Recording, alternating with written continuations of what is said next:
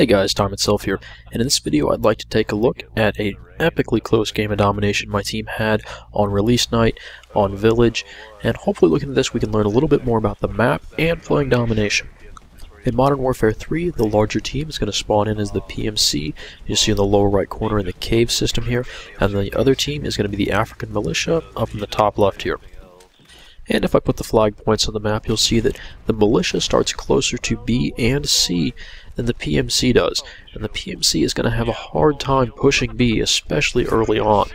Now instead, what happens is we send some guys to take our home flag of A, and most of the rest of the team moves over to C, because that's going to be the easier one to contest, and I think that might be a mistake.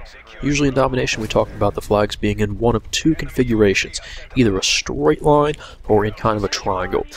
And in the straight line configuration, B is the important point because there's no way you're going to hold A and C for any length of time. And while this village map isn't a triangle, B is still the important point because it's very hard to hold A and C here for any length of time. And that's what this game really taught us. Because it's a team of 6 of us. We very rarely lose. And as best I can tell, the other team is completely unorganized and don't really know what they're doing. They are going for the flags. That's a nice change of pace. The fact that capturing a flag adds a point to your point streak has really made this game a whole lot more fun to play against random teams because they'll actually try to take the flags, and it keeps the game interesting. I am amazed at how much this has changed this, because when you actually run into an organized team that's trying to win, it plays very differently than it used to. But now that the randoms are actually trying to push in there and take flags, it's a lot of fun. But normally what we try to do is push a team onto one flag, push them back behind it, and get them trapped back there so that they don't have a whole lot of space to move around, and we can rack up kills really fast.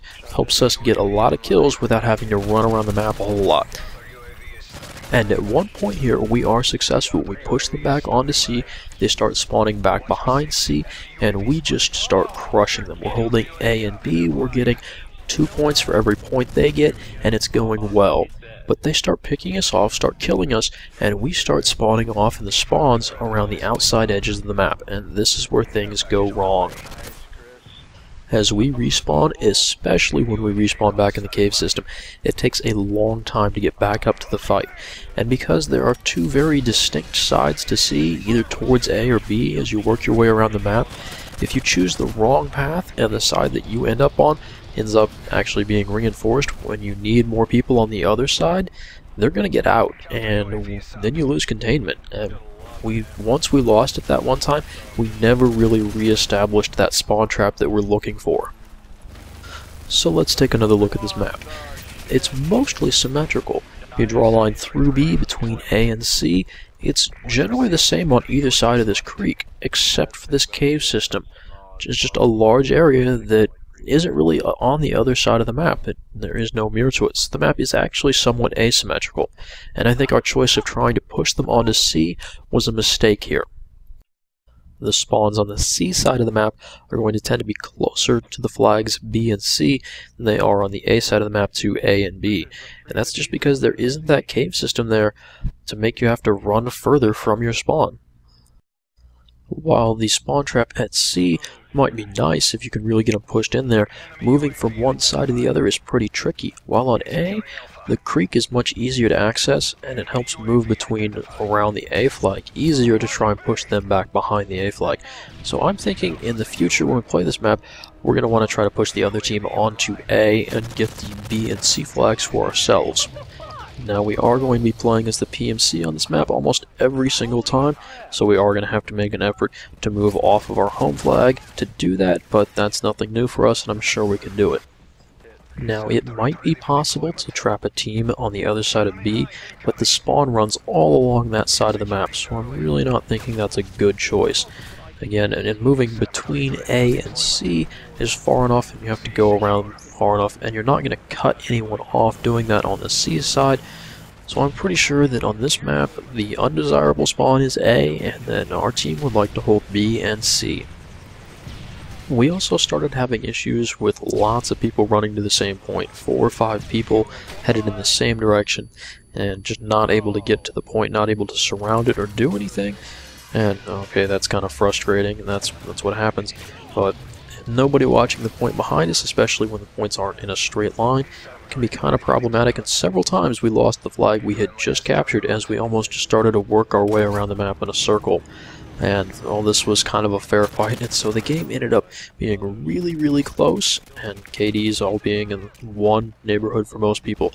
So at the end of the game, we had to pull our stuff together and make a push and see if we could pull this one out. The other thing I would note seems to be that controlling all of the area around the B bridge seems to be pretty important. It's really easy to cut people off who are trying to run onto the bridge or come up behind people who are trying to cap the flag. But if you're trying to run to stop someone who's taking it straight onto the bridge, you see we've got a Juggernaut. They're not going to be able to stop this very directly, as they're just gonna. I mean, this is how you take a flag. I'm standing here behind my friend with a riot shield and a Juggernaut. Like, yeah, oh, that's a Predator missile. Oh no, oh god. This game was intense. Yes, there is a bug with theater mode and kill cams. Nothing I can do about it. Sorry about that. So I am trying some different stuff, trying to figure out what works for Modern Warfare 3, but all of the editing, the graphics, they do take a while to put together and get sorted out to make a nice video. So if you have any comments, please, feedback is wonderful. I'd like to know what you guys think of this stuff, and thank you for watching. And as we got to the end, we got to the frantic part where any point will do, any point at all, just as long as we have some more points. And we actually answered an important question we normally ask about these games: is how does it handle a tie? So I will leave you with the end game chat, and to enjoy the end of this, thank you for watching. I hope you found this useful, and I will see you guys later.